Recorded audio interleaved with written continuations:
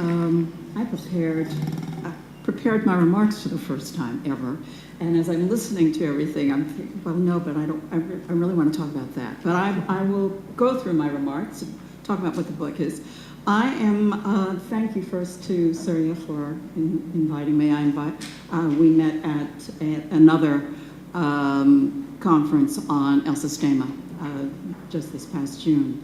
I'm not a musician, I'm not an educator, I'm not an arts policy wonk. I'm a writer, and music has dominated my life in all kinds of ways, and I love and have been inspired by music of many different kinds. You know, I love jazz, and my first and thus far only novel was based on the life of a female jazz trumpeter. I love to dance.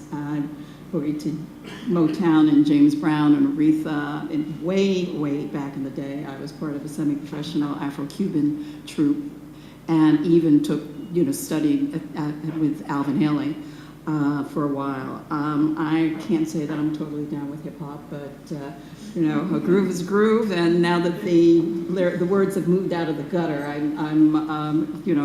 I can be there. But I also love classical music, and I enjoyed it before I married into it for a while.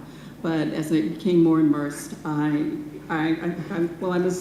was exposed to the best of the best, and it became a passion. But you also see before you a genuine veteran of the 20th century culture wars. I was part of the second wave of black students who spent more time sitting in, closing down, and restructuring than formally studying, and helped to establish Harvard's Department of African and Afro-American Studies with my undergraduate thesis on a black aesthetic and visual communications, which I thought should be based on black musical rhythms, by the way. I became a card-carrying member of the Black Arts Movement. I saw things in black and white, and black was beauty. But time passed, I worked with all kinds of different people, I traveled, and I learned to see not just shades of gray, but the rainbow. It took me a good deal of soul searching, but I came to understand that my loving classical music was neither an abandonment of my political ideals nor a betrayal of who I proudly was. Which is not to say that the classical music world is all welcoming sweetness and light. Some weeks ago, I had an interview with the Evening Standard in which I casually mentioned that I was always aware of being in the extreme minority at classical concerts, as all of us are aware when we turn up in places where we're not expected, or the norm. And the Trolls had a field day. It had been a while since I had been in the public eye, and I was unprepared for the fact that these days, all you do is wiggle a little finger above the parapet of what whomever thinks is acceptable. And it all comes down, and most of it is just plain stupid. One of the more sympathetic remarks styled me as feeling, quote, victimized and ostracized, unquote, when I go to concerts. One of my few replies to the nonsense was, thank you, but that's not how I feel. I am not a masochist. I go to lots of concerts. Why would I go if they made me feel so bad? I was reminded, however, of why some folks can be wary of venturing through those doors. The challenge is to separate the music itself from the socio-cultural dissonance that surrounds it, the snobbishness and the condescension, the arcane behavior of how to listen and when to clap. In writing soul music, after exploring my own path into and out of cultural nationalism, I wanted to find out if young people who are taking part in a number of the Western classical music is salvation phenomena around the world were having the same identity crises of dedicating their hours and souls to the music of the oppressor as I had had. In each case, in Palestine, in Kinshasa, in Venezuela, the answer was no. In Ramallah, Ramzi Abu Redwan, 30-year-old former child stone thrower from the first Intifada, whose life was essentially saved by a viola, who was part of the first intake of the Barenboim Said West Eastern Divan Orchestra and went on to establish the El Kamajavi Music School, has lost both his father and his brother to the conflict and remains extremely political. I mean, extremely political. But Ramzi's credo is that music has no politics, it's just sound.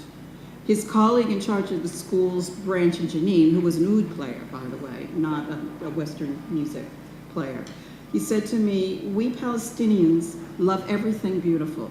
We love jazz, we love hip hop. Just because the Israelis play this music is no reason we should not. Now, back in the day, we spoke of life and death, and by any means necessary. But most of us would have had to go very far out of our way to encounter lethal political violence. All of those involved in Kamanjati, and it's about 500 now. They have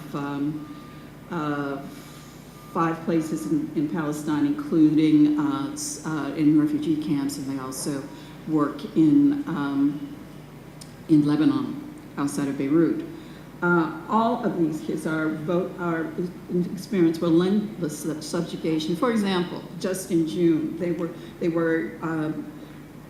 their orchestra was going to go into East Jerusalem to play the Eroica, Beethoven's Third.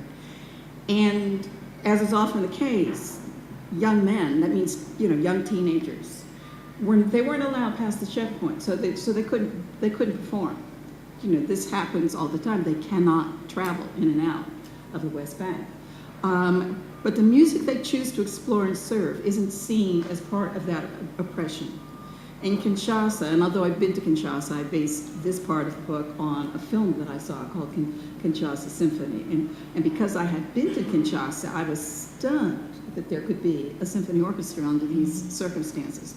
And these musicians, some of whom lived in hovels and were often hungry, were outside sweating every night, fighting bugs and bad light to play Beethoven and Ravel, the music of the very imperialists who set their country on the tortuous path from which it has yet to recover. On the streets of the UK, the homeless of all ethnicities are finding deliverance in opera. What I found is that in places where basic survival is closer to the edge, people don't care where their joy comes from. They grab it with both hands and hold it tight. They have something to teach us. I don't deny that cultural warfare was heady and exciting, helped bring about necessary changes in how people of color were perceived and started righting a lot of wrongs. But just as my classical music trolls and the Republican Tea Partiers are howling at the diminution of their light because they can feel their world just changing, we too must admit that as our world is changing, becoming more global, cross-pollinating at the speed of light, so must our cultural battle lines adapt. Many of our young people are already there, but some of us older folk, holding on to our glory days and their hard-won victories, as well as the keys to several kingdoms, are far more hesitant.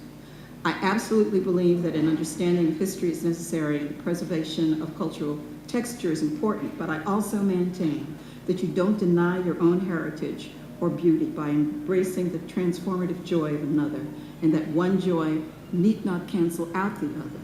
Not every child is going to love classical music, but every child should be allowed to experience it and make up his or her own mind, at which point the charge becomes getting the infrastructure, the instruments, and the lessons to where they can access it. Now, for example, and I had hoped that Chichi Monaco of the Age of Enlightenment Orchestra would be here, but I got a text, she was in a meeting that ended at 3:15. But the OAE has a program called Tots on the Bus, and I went to one of them, and it is from 1-year-olds, in a group for an hour with instruments, and it's like we're going on a journey. It's the beginning of Vivaldi's Four Seasons, and they go to different parts of Europe with different instruments, and it is absolutely geared. They're concentrating on 2-, 3-, and 4-year-olds, but there were some that were 1, there were some that were 5. And it was filled. In the group that I went to, there were 2 Black families. The OAE is doing all kinds of amazing things with getting access. But the kids who don't have the parents who know about what's going on at the South Bank Center, they have to see this.